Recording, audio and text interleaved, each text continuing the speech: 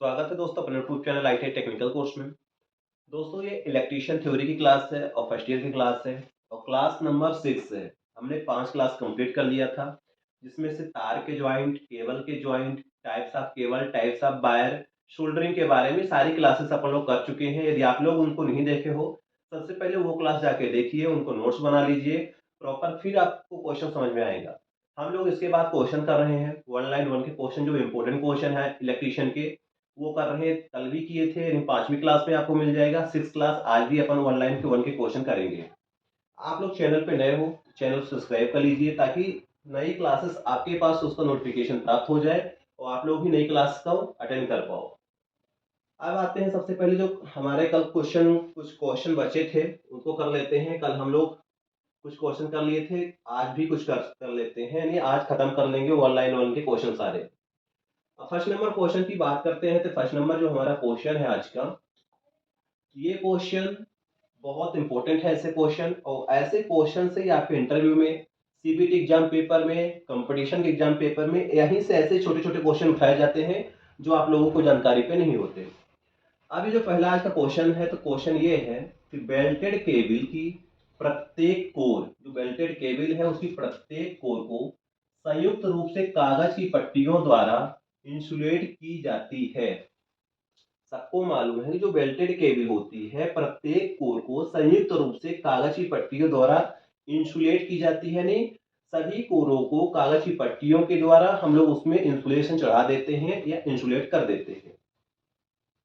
Second number question है, second number question ये है कि सील्डेड केबल सामान्यतः 22 केवी से 66 केवी के उच्च वोल्टेज हेतु प्रयोग किए जाते हैं। जो सील्डेड केबल होती है तो 22 केवी से लेकर 66 केवी तक हाई वोल्टेज के लिए प्रयोग किया जाता है।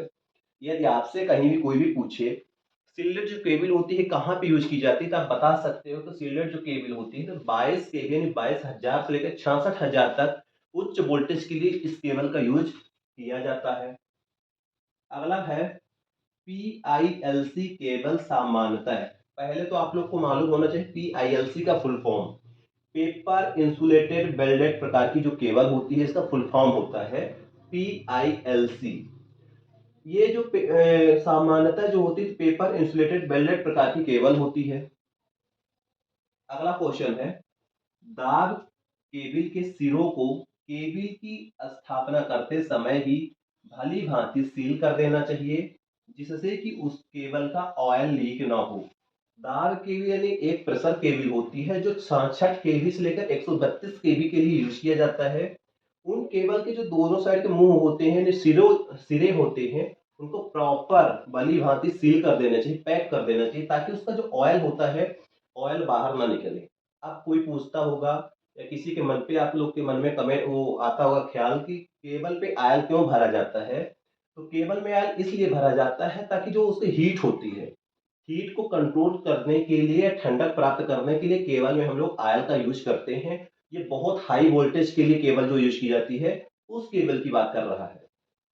नेक्स्ट है, भूमिगत केबल को सीधे बिछाने से केबल का उद्देश्य तथा बाहरी प्रभावों से मुक्त होने के कारण साफ तथा सुरक्षित रहता है। सबको मालूम है कि जो भूमिगत केबल है उसको सीधे बिछाने से केबल का दृश्य तथा बाहरी प्रभावों से सभी प्रकार के मुक्त होता है, साफ सुथरी होती है। भाई यदि हम अंडरग्राउंड केबल को जमीन के अंदर अंदर बिछा दिए हैं तो केबल में किसी भी प्रकार के नुकसान नहीं होगा, चोट नहीं लगेगी। यदि इस केबल को हम ऊपर ऊपर ले जाते हैं तो आपको भी मालूम है केबल जब ऊपर ऊपर ले जाते हैं तो आंधी तूफान में, जब बारिश के टाइम पे आंधी तूफान में पेड़ पौधे गिरते हैं, कभी ट्रक ठोक के चला जाता है, केबल टूट जाती है, हमारे घर की लाइट चली जाती है। ये तो वही जमीन के अंदर अंदर ले गए हैं तो किसी भी प्रकार के नुकसान नहीं होने वाला है। ना तो वहां पे दिक्कत है बारिश का, ना तो तूफान का, ना तो एक्सीडेंट का, ना कटने का, ना फटने का। इसलिए केबल ये जो अंदर होती है सुरक्षित होती है। अगला क्वेश्चन है कि यदि भूमिगत केबल कोई तार किसी दुर्घटनावश कट जाए या फिर केबल चालक के जोड़ खुल जाए तो यह ओपन सर्किट दोष कहलाता है। यदि भूमिगत केबल का कोई तार, क्या होता है जो अंडरग्राउंड जो हम जमीन के अंदर अंदर केबल को ले जाते हैं, यदि उसमें से कोई भी तार किसी भी दुर्घटना के कारण वो कट जाए या केबल जल जाए या केबल के चालक जमीन में टच हो जाए तो जो इसको जो बोला जाता है तो ये होता है ओपन सर्किट दोष कहलाता है। यानी आपकी जो ज्वाइंट है जमीन के अंदर की केबल के यदि खुल जाए और जमीन से टच हो जाए तो ऐसे स्थिति को हम लोग ओपन सर्किट स्थिति या दोष कहते हैं। ठीक, अगला क्वेश्चन है, केबिल में शॉर्ट सर्किट दोष उत्पन्न होने से उनमें धारा अत्यधिक बढ़ जाती है जिससे केबिल जलकर नष्ट हो सकते हैं। केबिल में शॉर्ट सर्किट दोष उत्पन्न होने से उसमें से धारा अत्यधिक बढ़ जाती है जिससे केबिल जलकर नष्ट हो सकते हैं। केबिल में क्या होता है, जब शॉर्ट सर्किट दोष उत्पन्न होता है उसके कारण उसमें से अत्यधिक धारा बहती है जिसके कारण केबिल हमारी जलकर नष्ट हो जाती है। अगला क्वेश्चन है, इलेक्ट्रॉनिक मल्टीमीटर को ओम परास में रखकर प्रत्येक दो तारों में विक्षेप देखकर भूमिगत केबल के दोषों का पता लगाया जा सकता है।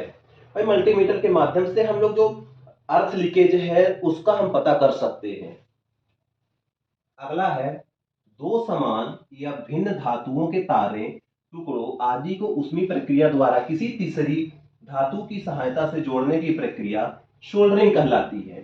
सोल्डरिंग सामान्यतः एक अर्ध अस्थायी जोड़ होता है। जो सोल्डरिंग होता है एक अर्ध अस्थायी सोल्डरिंग होता है। अगला क्वेश्चन है, सोल्डरिंग में प्रयोग की जाने वाली तीसरी धातु फिलर धातु या शोल्डर कहलाती है।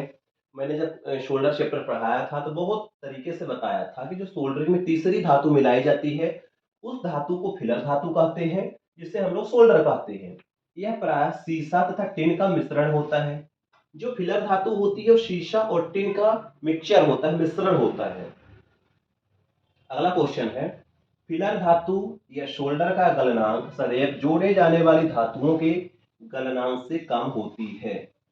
फिलर धातु हो गई, जो सोल्डरिंग आयरन हो गई, हम जिस चीज को जोड़ रहे हैं, जैसे हमें इस वायर को ज्वाइंट करना है, इस वायर के ज्वाइंट से गलनांक कम होना चाहिए। ऐसा नहीं कि इसका गलनांक ज्यादा हो यही गल जाए। तो हमारा जो ज्वाइंट जो सोल्डरिंग आयरन होता है उसका गलनांक कम होना चाहिए उस वायर से। अगला है, सिल्वर सोल्डर का गलनांक स्पेल्टर सोल्डर के गलनांक से कम होता है, इसीलिए इसका प्रयोग सोना, चांदी, जर्मन सिल्वर आदि धातुओं की वस्तुओं में टांका लगाने के लिए किया जाता है।